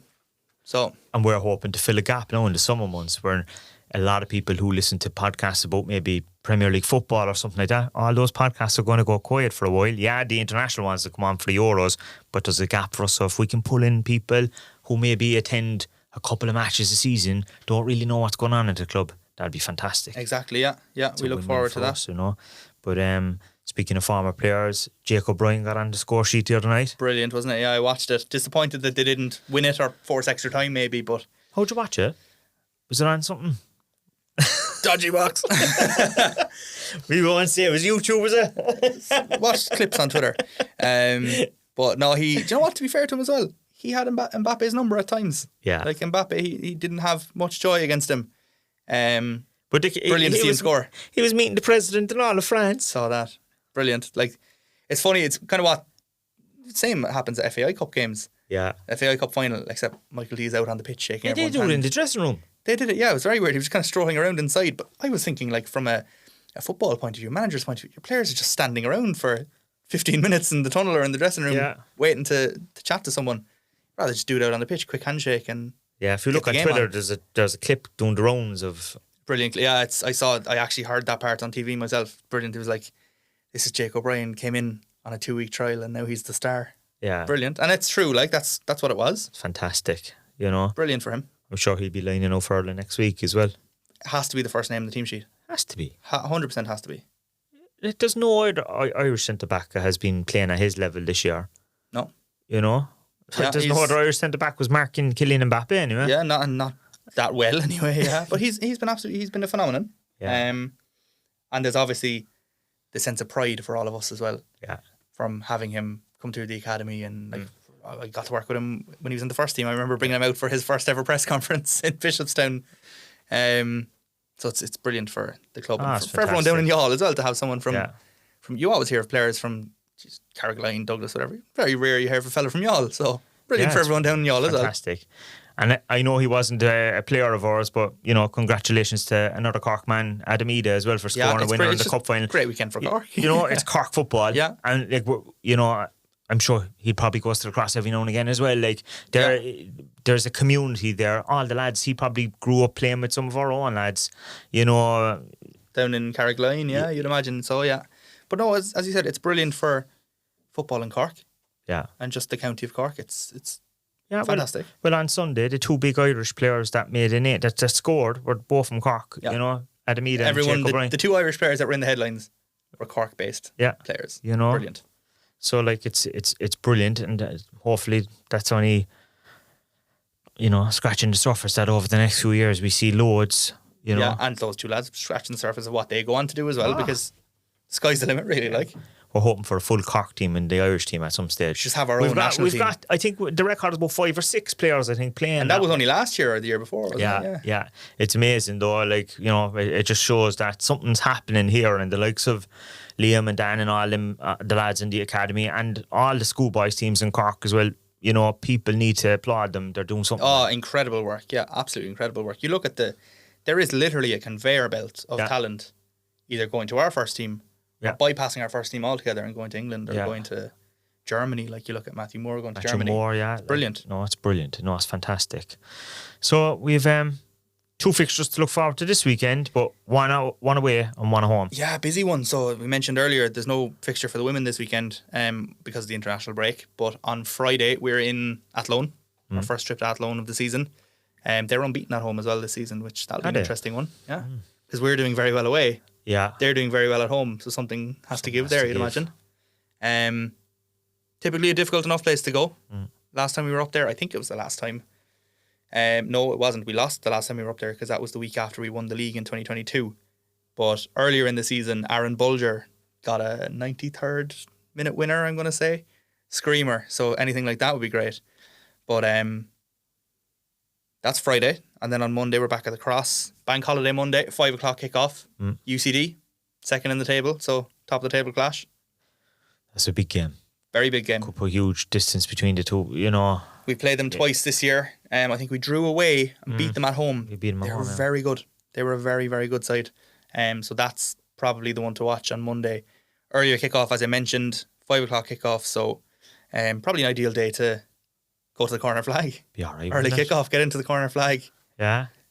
Watch from there. Is there tickets on sale for it? Everything's on sale, yeah. So match tickets and corner flag tickets are on sale. We mentioned the corner flag tickets before. Yeah, €50 gets you 5 standard drinks and then finger food at halftime as well. So pretty nice. It's good value when you consider a match ticket. Make a day of it, like. Yeah, exactly. Yeah, get a group in there. It was packed for last Friday's game against Treaty, and funnily enough, there's a bit of an atmosphere coming from there as well. Like, there's noise coming from there, which is brilliant to see. What's the view like? Because I've never actually watched the match from in there. Like, can you see the whole pitch? Yeah, I've been up there after matches. I haven't been up there for a match because obviously I'm working at the Cross during the game. But the view is incredible. There's a guy actually, I think it was a Treaty United fan, on Twitter last week, and he was like, "This is the coolest thing I've ever seen in the League of Ireland, in all my years of supporting League of Ireland." It is, like, it's the novelty of that, the location of it. There's grounds that have bars around the ground or inside the ground. There's nowhere else where you can watch the match from the bar. It is absolutely class. It was a great idea when they did it. It's amazing when it was the horseshoe that no one ever thought of doing it before. Like, yeah, when you look at it now and you're thinking, Jesus, yeah, it's so popular. It's funny as well. I always go back to 2021, I'm going to say, when it opened, and we were playing behind closed doors, and you'd always see when someone scores into the shed, they run to the shed to celebrate. Whereas this time there was no fans in the ground, but there was people out in the bar. So they'd score into the shed and you run to the other corner of the ground, the other corner of the Curra Road stand to celebrate in front of the lads in the pub instead. But no, what an addition that's been to Turner's Cross and to the League of Ireland as a whole. Yeah. Like, it's brilliant. No, that's the exact kind of thing we need, because that attracts other people in. As I was saying already, we were always looking to see, can we bring other people in, give them a taste of what football is like here. Someone could go there now for just a night out with their friends. Yeah. And all of a sudden... Work night out even or something there. Exactly. Or And then party you're or something. watching this and you're looking at the atmosphere thinking, this is incredible. I want to be a part of this again. Yeah. And if we get more people in the gate from that, happy days. Yeah. Actually, I met another former student of mine actually at the Cross on Friday night. She was involved with the League of Ireland and the special night we had with the LGBT. Oh, yeah, the takeover, yeah. Yeah. And that was her first time at the match. Really? At the Cross. She's actually Canadian and she loved the atmosphere. Like, Brilliant. You know, so it's amazing, you know, that, you know, certain things can just draw you in for one game. Yeah, you that's come the back. thing. People go to League of Ireland, and a lot of League of Ireland fans probably don't even want to be League of Ireland fans. You're just hooked in, and you've no choice but to go every Friday night because you are so hooked to it. And that's the wonder of the League of Ireland. Really, it's especially when it comes to Cork City. Like we obviously had a rough couple of years, and still people are there. Like no matter what, they're there. As the fan loyalty. Across the whole league, but particularly down here, like we always go back to 4,500 on the opening day of a first division game against Kerry after our worst season ever. It's incredible. And people, you know, sometimes you'll have people giving out on the way out and they'd be walking down past the shed and out by the corner flag or whatever and out that the big double gate. The big yellow gate, yeah. And there's people whinging and they're going onto Curra Road and they'll be back for the next game. It's the magic of it. Like, that's part of it. That's part of it. I'm giving out when I'm leaving games. Yeah. You know what I mean? It's part of the charm of it. Part of the experience, you know? Yeah. You can't beat live football. Like. Yeah, there's something special as well about just Cork people at a Cork City match, at the Cross, when things are going well. Like the lads were mentioning it there, Rory and Phil, 2017, 2005. When everyone's rowing in behind, it's just such a special place to be. And there is a great atmosphere there when things are going. Yeah, you know. even at the minute, like, look, I know again, Friday, it was 1-1. Still a great atmosphere. There was. And the shed bouncing for 90 minutes again, like, it's brilliant. It's the best place to be. And the crowds haven't been Cork on a bad. The Friday crowds night. have been kind of moving between 2.5 to 3.5 kind of thousand. I know we haven't been at. You'll always get more at the first game. Yeah, and look, and the same will happen as if we're going for a league title at the end, or the same exactly. thing will happen again. As Cork City, as a club, we obviously have our own sort of standards and targets of where we want attendances to be. But when you kind of sit back and look at it, like we're getting consistently 2.5, 3,500 at a first division game. They're Premier Division numbers. Like they are Premier Division. You got your Pats and I was going to say Dundalk in previous years, not this year, but like they would have been delighted with 3,000 at games. Whereas we could look like saw 2-5 there on Friday and I was disappointed. But his first Premier Division teams will be delighted with that. And listen, I turned on their Rovers one to tell you there last week or whatever, and you know, all you hear about is that they're selling out all the games in Dublin, and I looked and the game wasn't sold out at all. You hear about the games that are selling out, you don't hear about the games that aren't. Yeah. You know, but that's always we have a consistent core group that come to most of our games, you know, and over the years we've been definitely one of the top 3 supported teams in the country. 100%, You know what I mean? Even in the first division. Like the first division should be massively detrimental to you, but it hasn't been. Yeah. And the loyalty is still there, which is brilliant. So for Monday, we have a run of home games. I think we have 3 home games in a row, haven't we? Yeah, we've Monday, Friday, Thursday. Monday, Friday, Thursday. So that's and then the 3 games mid-season in break. less than 2 weeks. Yeah. Then the mid-season break, and then we're actually back at home again. So first game back. Yeah. So, like, if they want to make a little bank holiday weekend away on to Athlone, no, I'm not sure if there's things to do up in Athlone. Well, but there's definitely something to do on Friday night anyway. There's loads of hotels up there, but if you want to stay up there, I suppose there's the Shannon. You can figure out what to do after the match. Just go to the match on Friday and then figure out what you want to do after. If you want to stay up in Athlone for the weekend and come back for Monday. All we care about is just travel to Athlone on Friday. Just That's travel all. to Athlone. But as you said, from this Friday, we've got a busy 2 weeks because Athlone isn't the closest trip. It's not the furthest trip, but it isn't the closest trip either. No, and it's awkward. You have to go off the main roads. Exactly. Go as far as Portlaoise and then you're kind of country roading for a bit.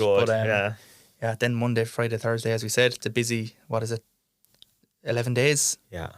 Yeah, I know, it's crazy. Yeah, I know. Busy period coming up, but hopefully now we get a feast of football. I don't want to say how many points are on show.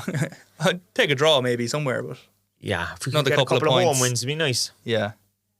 So, still 10 points clear. If we can get that up to 12, 13 maybe, we'd be happy. What question have we for the Spotify this week? Question for Spotify this week. What's your favourite away trip? Yeah. We've Athlone. The away trips in the first division a lot of them are much closer than the Premier Division, but there's obviously still the far ones like Finn Harps. But what's your favourite? Maybe tell us your favourite and your least favourite away trip. Good question. You can probably predict a lot of least favourites because you've got your Finn Harps and Derrys, but then you've got your Dundalks where the away end isn't the best. But Yeah, I'd imagine that one of the three of them will be least favourite. probably. Probably Dundalk, I would say. Probably even to get there's a lot of different factors Yeah. there. Even the reception from fans as well. I'm sometimes going can to be- go out on a limb here and say everyone's favourite away trip is Cove. I'd say without a doubt, I'd say. We might exclude Cove from it, actually. You said Waterford was always popular too. Like, Oh, I loved going to Waterford away. Yeah. So it's I loved going to Waterford away and winning down in Yeah. Waterford. Yeah, that's this week's question. What's your favourite and least favourite away game? Yeah. So yeah, send in your answers, and we'll be back next week as always. Yeah, we'll see you next week. Talk to you then.